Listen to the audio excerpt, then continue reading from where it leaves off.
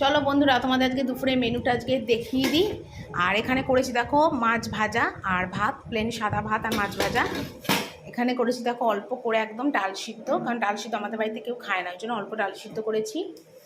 আর এখানে করেছি দেখো মাছের ডিমের বড়া, পেঁয়াজ দিয়ে আর বেসন দিয়ে ভেজেছি।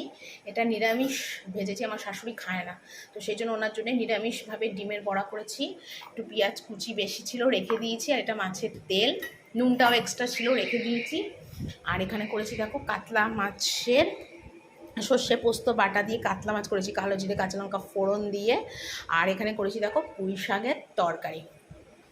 তো নিরামিষই করেছি দেখো, কালো জিরে কাঁচা লঙ্কা শুকনো লঙ্কা ফোড়ন দিয়ে। আর এটা ছিল কালকের আলু পোস্ত, ঠিক আছে, এটা একটু গরম করে রেখেছি আর কি। ঠিক আছে, তো এই ছিল আজকের আমার দুপুরের মেনু। কেমন হয়েছে কমেন্ট করে অবশ্যই জানিয়ে দিও, লাইক কমেন্ট করো, আর প্লিজ প্লিজ আমাকে অনেক করে সাপোর্ট করো, ভালোবাসা দিও, আর অনেক অনেক করে সাবস্ক্রাইব করে পাশে থেকো। টাটা।